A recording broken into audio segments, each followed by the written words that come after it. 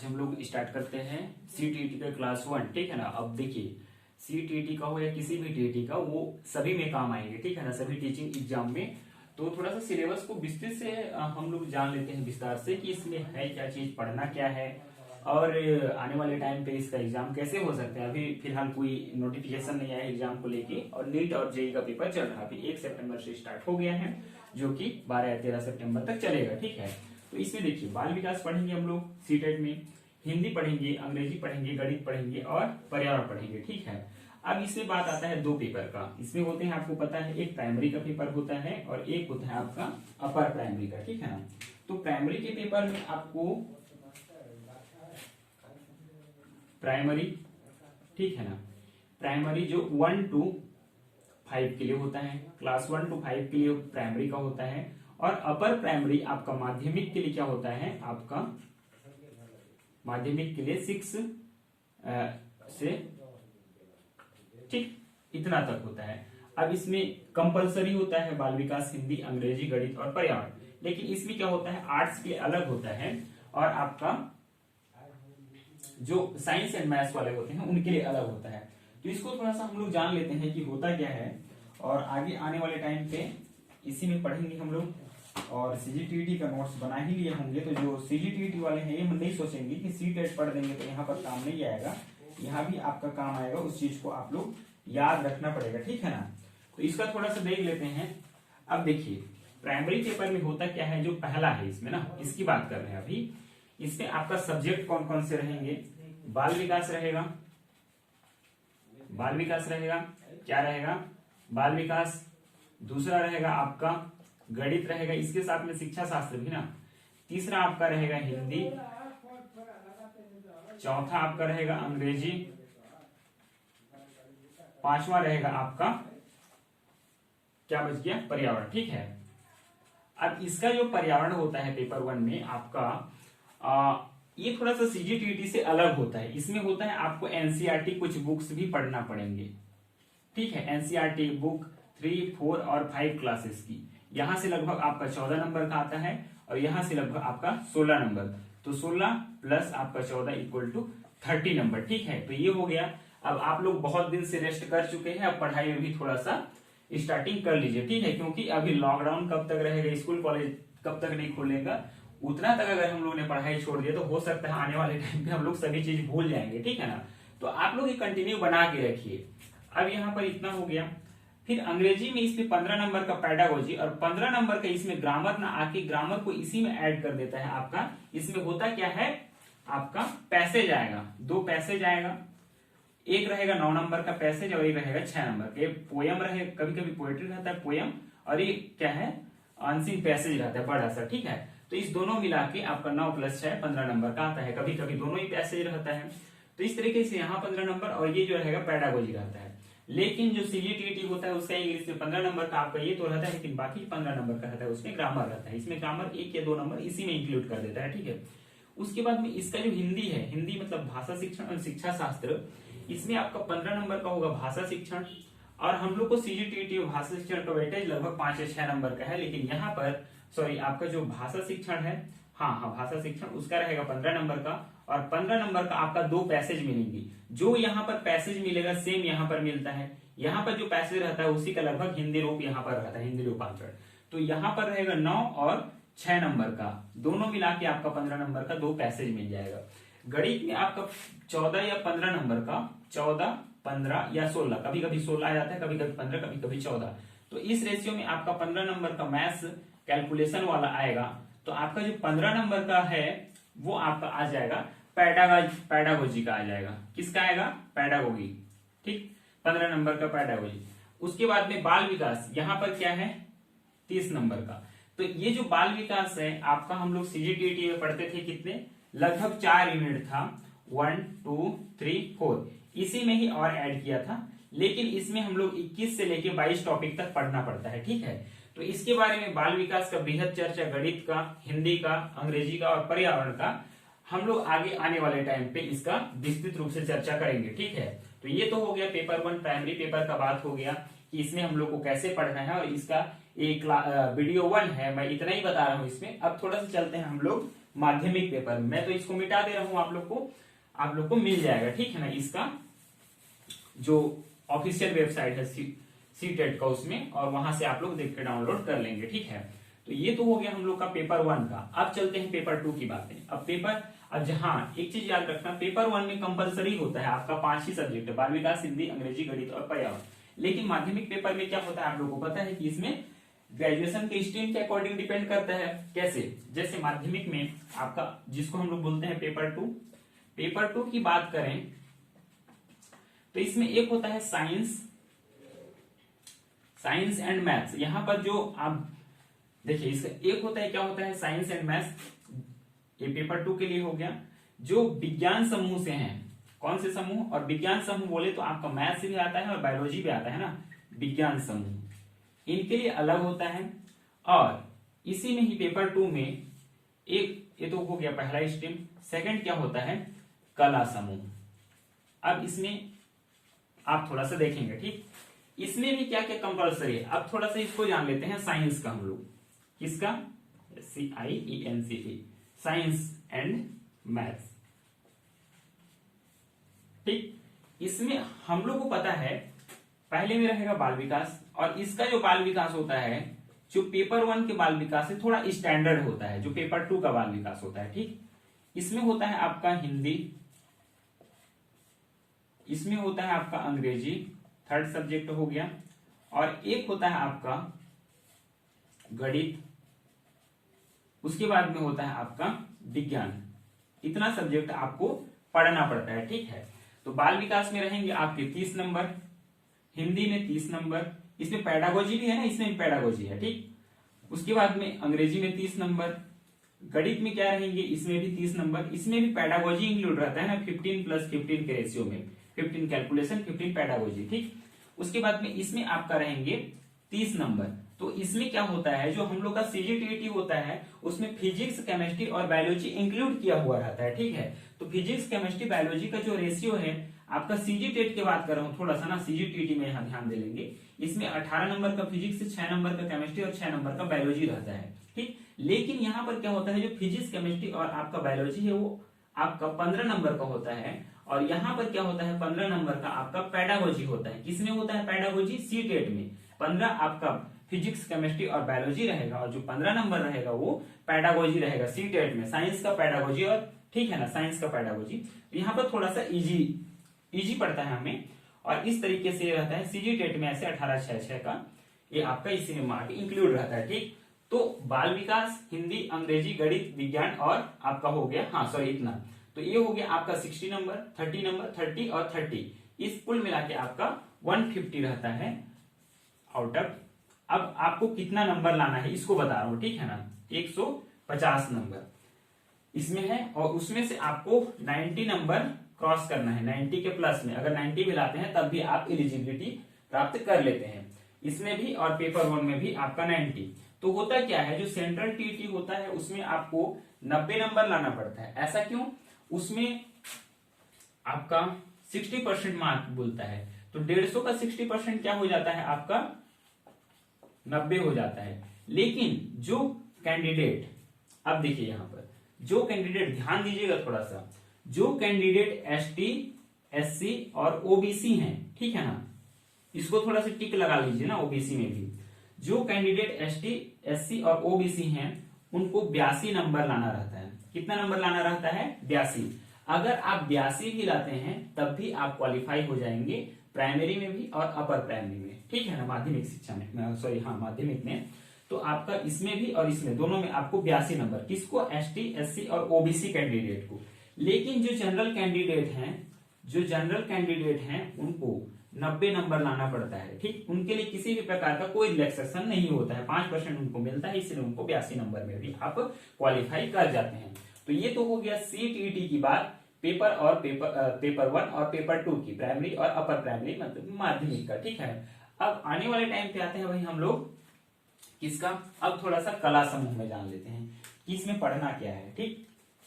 अब देखिए फ्रेंड्स, तैयारी ना करते रहिए, अब वैक्सीन आएगा 6 महीने 1 साल, उतना तक में अगर आप क्लोज कर दिए पढ़ाई तो थोड़ा सा दिक्कत हो सकता है, आने वाले टाइम पे सारा चीज भूल जाएंगे हम लोग। और क्या है, जो ग्रेजुएशन में पढ़ रहे हैं या फिर 11th-12th पढ़ रहे हैं, वो लोग पढ़ाई से बने हुए, उनको डिग्री चाहिए, ठीक है ना। लेकिन हम लोग कंपटीशन कर रहे हैं, जब हम लोग का पेपर आएगा उसी टाइम कर लेंगे बोलेंगे, तो वो थोड़ा सा दिक्कत हो जाए, क्योंकि काफी सारे लोग यूपी से, बिहार से, दिल्ली से, सब सेंट्रल गवर्नमेंट की टीटी का प्रिपरेशन करते रहते हैं, और उन लोग को मतलब उनके लेवल में आना, मतलब समझ रहे हैं ना, अगर उन लोग 2 घंटा पढ़ रहे हैं और कम से कम हम लोग 2 घंटे की जगह 10 मिनट में नहीं पढ़ रहे हैं, तो थोड़ा सा दिक्कत हो सकता है हमें, ठीक। तो अब देखते हैं पेपर 2 का कला समूह में, ठीक है, इसमें सब्जेक्ट क्या क्या होता है, ठीक। अब एक चीज और भी बताऊंगा, ऑप्शनल क्या क्या होता है, ठीक है ना, पेपर 1 में कि आप क्या क्या भर सकते हैं, कैसे कर सकते हैं। पेपर 2 में कला समूह, अब देखिए थोड़ा सा इसमें क्या होता है आपका बाल विकास, क्या सब्जेक्ट रहेंगे, बाल विकास। दूसरा क्या रहेगा, हिंदी रहेगा। तीसरा क्या रहेगा, अंग्रेजी रहेगा। और ये जो तीनों का हिंदी अंग्रेजी और बाल विकास जो साइंस एंड मैथ्स ग्रुप का रहेगा उसी का ही रहेगा, सेम रहता है। वहां पर आपको चयन करना पड़ेगा कि आप कला वाले हैं कि साइंस वाले हैं, ठीक। अगर आप कला समूह से हैं तो आपको पढ़ना पड़ेगा, फिर चौथे नंबर पे क्या है, थोड़ा सा जान लेते हैं, सामाजिक अध्ययन, ठीक है ना। क्या पढ़ना पड़ेगा, सामाजिक अध्ययन। इसमें आपका 3 सब्जेक्ट रहेगा, ठीक है।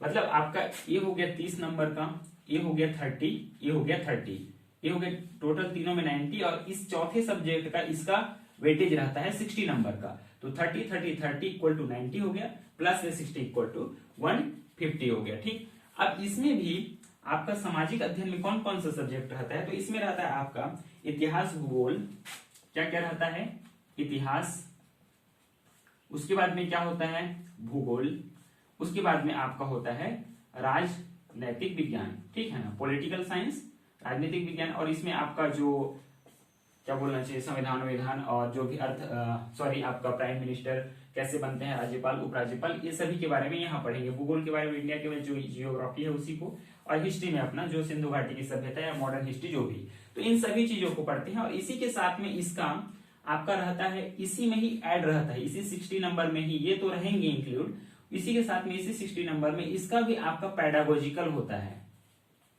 पेडागोजी भी रहता है इसमें, ठीक है ना, हाफ रेशियो में। तो वैसे हो गया इंग्लिश का 50 नंबर का आपका हो गया, पैसेज का हो गया 9 नंबर का पैसेज और एक 6 नंबर का, और यहाँ पर 50 नंबर का इंग्लिश में ही 50 नंबर का आपका पेडागोजी होता है, ठीक। उसके बाद में हिंदी में क्या होता है, इसमें भी आपका जो सीजीटीटी में होता है, आपका ग्रामर का वेटेज बहुत होता है हिंदी में, व्याकरण का, ठीक है ना, लगभग 24 से 25 नंबर ग्रामर होता है। लेकिन इसमें ऐसा नहीं, 50 + 50 हिंदी में भी 15 नंबर का आपका आएगा पैसेज, 2 पैसेज 9 और 6 में, और एक 15 नंबर का आएगा आपका भाषा शिक्षण, ठीक है ना, भाषा कैसे सीखते हैं, जो LSRW या फिर सबपल का सुनना, बोलना, पढ़ना, लिखना, तो कुछ कुछ याद आ रहे होंगे, हम लोग क्लास में भी पढ़े थे। उसके बाद में आपका आता है बाल विकास, ये हो गया 30 नंबर। तो ये जो बाल विकास हिंदी और अंग्रेजी जो सेकंड पेपर का, हिंदी इंग्लिश तो सेम ही रहेगा लगभग, लेकिन ये थोड़ा सा स्टैंडर्ड होता है, बाल विकास थोड़ा सा हाई होता है, उसका जो पूछने का तरीका होता है। आप अगर किसी भी चीज का तैयारी कर रहे हैं तो आपको क्या करना है, सबसे पहले आप सिलेबस रखेंगे, आपको सबसे पहले तो सिलेबस याद होना चाहिए, ठीक है ना, सिलेबस हो गया। उसके बाद में जैसे ही अभी प्रीवियस क्वेश्चन पेपर बनाना नहीं है, क्वेश्चन पेपर रखना है, लेकिन आपको कोई भी टॉपिक पढ़ते हैं बाल विकास का, उस टॉपिक से कौन सा क्वेश्चन आया है उसको देखिए। उसके बाद में इस तरह से आपका तैयारी चलते रहता है। तो ये तो हो गया हम लोग का सीटेट के बारे में, जान गए कि होता क्या है, कैसे है, और इसका थोड़ा सा बात कर लेते हैं कि इसके तैयारी में दिक्कतें क्या हो सकता है, और आने वाले टाइम पे इसमें जॉब की क्या अपॉर्चुनिटी रहती है, और इसमें इसकी वैधता की बात करते हैं। तो जो सीटेट होता है, ठीक, इसको थोड़ा सा जान लेते हैं, वैधता, और आपका जान लेते हैं इसका पेपर कब कब होते हैं, पेपर कब कब, ठीक। तो देखिए फ्रेंड्स, जो सीटेट का पेपर है इसका वैधता 7 साल तक होता है। कितना साल, 7 साल तक होता है, ठीक है ना। जैसे आप 2021 में क्लियर कर लिए जनवरी में, तो आपका 2027 तक रहेगा, 2021 में किए हैं तो आपका 2027 तक रहेगा, ठीक। और उतना में अब देखिए सीटेट में होता क्या है, सेंट्रल टीचर एलिजिबिलिटी टेस्ट, ठीक है, केंद्रीय शिक्षक पात्रता परीक्षा। अब इसमें पेपर 1 सॉरी पेपर कब इसका शेड्यूल क्या है, जनरली 6 महीने में होता है, पहले 6 और अगले 6 महीने में। तो इसका लगभग पहले क्या होता था, एक बार फरवरी में होता था और एक बार होता था सितंबर या अगस्त में, ठीक, हर 6 महीने में। लेकिन अभी कोविड की वजह से अभी क्या है, जो हम लोग का उसके बाद में इसमें होता था उसको क्या कर दिया, जुलाई में कर दिया, उसके बाद में एक कर दिया आपका दिसंबर में कर दिया, ठीक। तो जुलाई या दिसंबर में होगा या तो फरवरी या सितंबर में होता था। तो इसी दोनों सेशन में तो 2016 से जो पहले हुआ ऐसे होता था, फरवरी और सितंबर में होता था, और अभी क्या हो रहा है, जुलाई और दिसंबर में। तो जो 5 जुलाई का होने वाला था पेपर अभी थोड़ा सा पोस्टपोन हो गया है, आप लोग को पता है कोविड की वजह से, कोविड-19 की वजह से पोस्टपोन हो गया है। लेकिन नीट और जेई का पेपर अभी क्या हुआ है। लेकिन मैं ये नहीं कह रहा हूं ना, क्योंकि नीट और जेई का एग्जाम इसलिए लेना अनिवार्य हो गया क्योंकि उनका एकेडमिक सेशन बर्बाद हो रहा था बच्चों का, इसीलिए उनको लिया जा रहा है सभी चीजों का ध्यान में रखते हुए, ताकि उनका वर्ष बर्बाद ना हो। तो आने वाले टाइम पे 6 महीने या साल भर में जब भी वैक्सीन आ जाएगा तो उस टाइम में आपका हो जाएगा। लेकिन इसमें आप तैयारी करते रहिए, क्योंकि आप तैयारी करते रहेंगे तो बेस्ट रहेगा, नहीं तो जितना भी जानते हैं वो भी क्या हो जाएगा, भूल जाएंगे, ठीक है ना। तो अभी स्कूल कॉलेज खुलने के लिए भी 30 सितंबर तक वैसे क्लोज ही है। हाँ, पेपर 1 हर 6 महीने में, ये समझ में आ गया होगा कि एक वर्ष में 2 बार होता है। लेकिन जो हम लोग का स्टेट डेट है वो क्या होता है, कभी मार्च में होता है, कभी जुलाई में होता है, और इसका एक कोई निश्चित फिक्स ड्यूरेशन नहीं रहता है। कैसे नहीं रहता है, आज आए एडवर्टाइज, आज कितना तारीख है, मान के चलिए 2 सितंबर को एडवर्टाइज आ गया, 5 सितंबर या 10 सितंबर कभी भी आ गया, उसके एक महीने के बाद में 30 डेज आपका 15 डेज से 18 डेज फॉर्म फिल होगा, उसके बाद में 13 डेज। तो कहीं ना कहीं लोगों को ना 35 से 40 दिन ही तैयारी करने का समय मिलता है। इस समय में होता क्या है, सबसे पहले तो बेस्ट बुक की चयन नहीं हो पाता है, सबसे बेस्ट बुक कि क्या पढ़े और क्या छोड़े। इस 35 दिन में क्या पढ़े क्या छोड़े और थोड़ा सा प्रेशराइज हो जाता है। उसके बाद में कौन सा बुक ले, क्योंकि अब देखिए उस टाइम हम लोग को बुक डिसाइड करने में भी दिक्कत जाता है, और ऐसा कोई स्पेशल बुक भी लॉन्च नहीं हो पाता है, जिस वजह से हम किसी भी बुक को 2-3 बुक उठा लेते हैं तो हमको दिक्कत जाता है, ठीक। मैं किसी बुक का कंप्लेंट नहीं कर रहा हूं, लेकिन बेस्ट बुक की कमी हो जाती है हमको स्टेट टीटी में। लेकिन इसमें क्या होता है, ये फिक्स रहता है कि हर 6 महीने में पेपर होना है, पहले से बुक रेडी है, तो कुछ टॉपिक वहां का भी यहाँ पर हमको काम आएगा। तो होता क्या है, अगर आपने सीटेट क्लियर कर लिए हैं तो आपको इसके स्टेट में भी उसके लिए एलिजिबल होते हैं, क्योंकि जो हम लोग का शिक्षा नीति के अनुसार इसका भी मान्यता यहाँ पर है अभी तक फिलहाल, ठीक है ना। आने वाले टाइम पे क्या होगा ये मैं नहीं कह सकता, क्योंकि अभी जो जिनका शिक्षक भर्ती में पात्रता हुए हैं उनका सीटीईटी को भी लिया गया है, ठीक। तो इस तरह से आपका सीटीईटी का होता क्या है कि आप सेंट्रल गवर्नमेंट की जॉब में भी जा सकते हैं और स्टेट गवर्नमेंट की जॉब में भी जा सकते हैं। तो ये तो हो गया आपका सीटीईटी की वैधता 7 साल की रहता है, और सीजीटेट का भी 7 साल रहता है।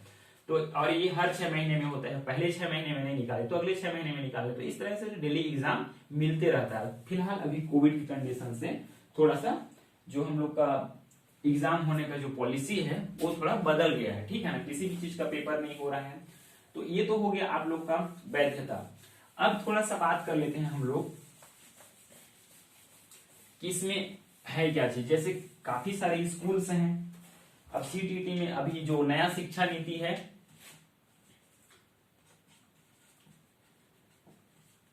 शिक्षा नीति 2020, ठीक है, और इससे पहले कब आया था, 1986 में आया था ना, उससे पहले 1968 में आया था। तो जो शिक्षा नीति है सबसे पहले आया 1968 में, दूसरा आया 1986 में, उसके बाद में आपका 1992 में जो आया ये इसका संशोधित रूप था,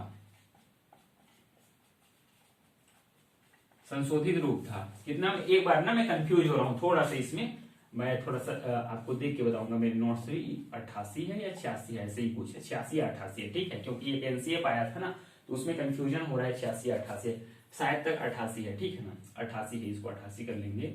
तो पहला शिक्षा नीति आपका आया था 1968 में, दूसरा 1988 में आया था, और उसके बाद फिर दूसरा ना कि तीसरा आया था 1992 में, सॉरी तीसरा नहीं, दूसरा का संशोधित रूप था, अमेंडमेंट हुआ था 1992 में, और अभी जो आया है 2020 में।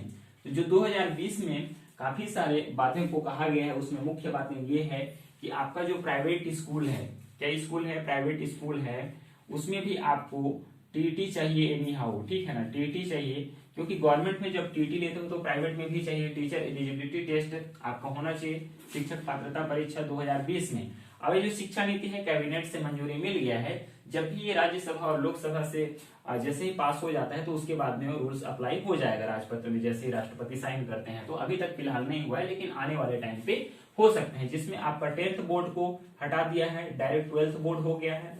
और जो आपका क्या क्या हुआ है, 12th के बाद आपका बीएससी या फिर बीए या फिर बीकॉम, ठीक है ना, इस चीज को समझना थोड़ा सा, एमए, एमएससी, एमकॉम, जो भी, ठीक है ना, मास्टर डिग्री, अगर आप 12th के बाद करते हैं तो आपका 4 साल का इंटीग्रेटेड कोर्स करना पड़ेगा। क्या कोर्स करने का, बीएससी, बीएड या फिर बीए बीएड या फिर आपका बीकॉम बीएड। ये कितने वर्ष का रहेगा, 4 वर्ष का। इसमें आपको विथ ग्रेजुएशन मिलेगा, ठीक।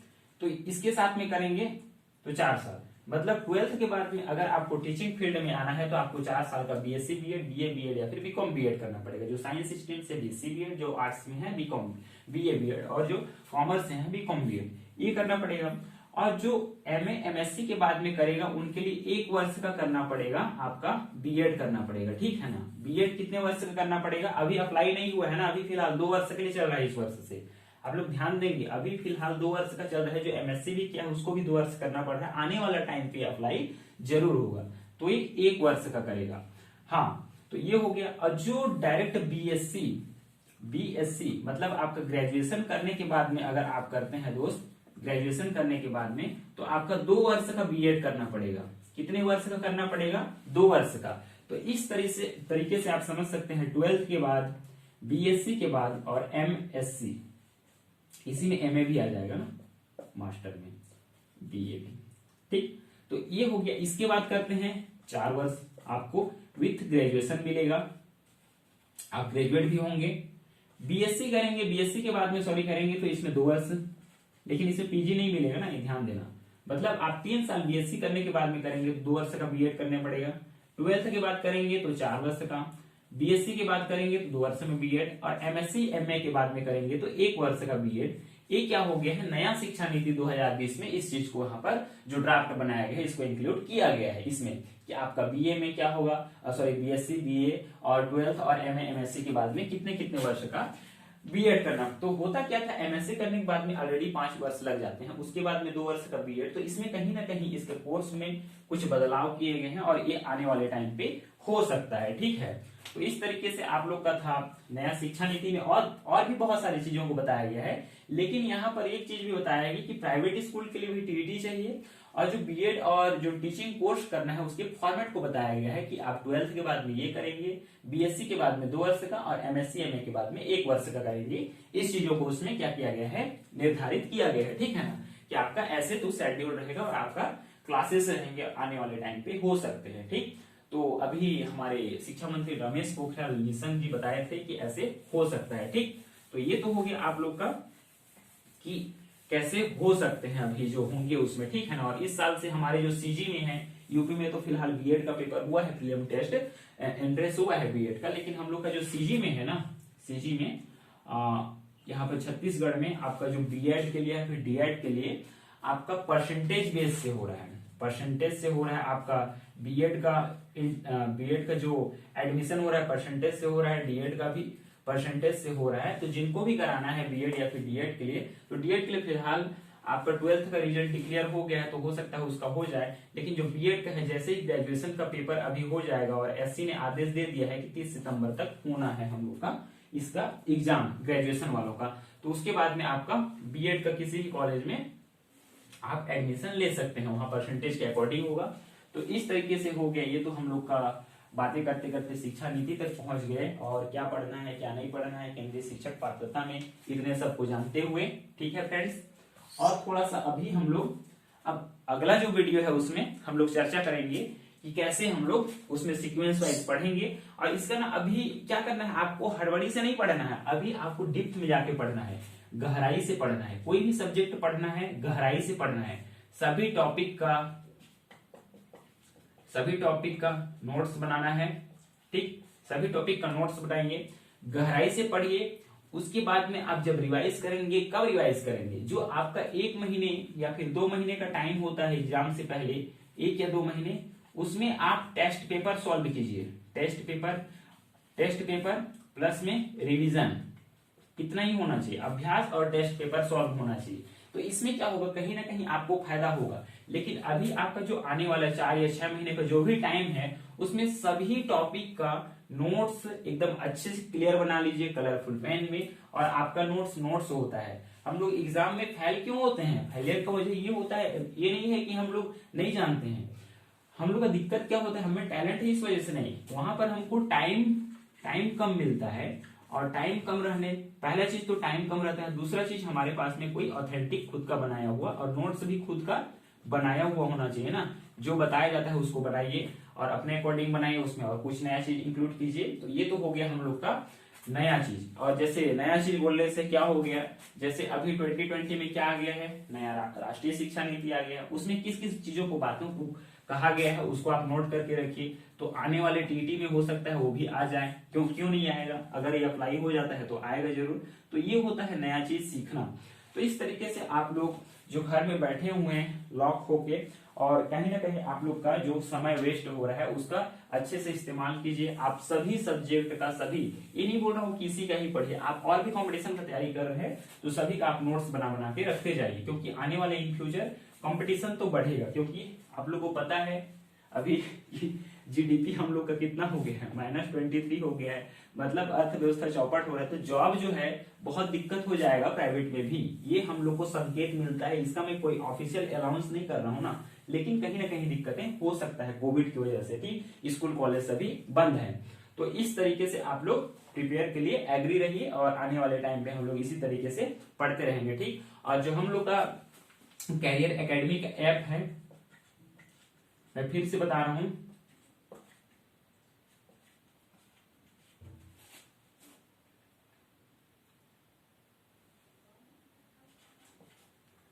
हाँ, कैरियर एकेडमी ले लूंगा, इसको भी लिखना है ना, ले लूंगा को भी। इस ऐप को आप अपने प्ले स्टोर से, मोबाइल से जल्दी ही डाउनलोड कर लीजिए। जितने भी आपका क्लासेस मिलेंगे टीटी का और आपका पीएससी का या फिर फाउंडेशन का, आपको सारे वीडियो ऑडियो नोट्स वहीं मिलेंगे, ठीक। इसमें क्या होगा, इस ऐप में आपको सीक्वेंस से मिलेंगे कोई भी चीज। जैसे टीटी का 20 वीडियो बना है, ठीक है ना, फिलहाल बोल रहा हूं, तो 1 2 3 4 के फॉर्म में मिलेगा, ठीक है ना। उसके बाद में आपका पीएससी का अगर 50 से 60 वीडियो है तो आपको वही सीक्वेंस से मिलेगा, उसमें एक सीरियल से।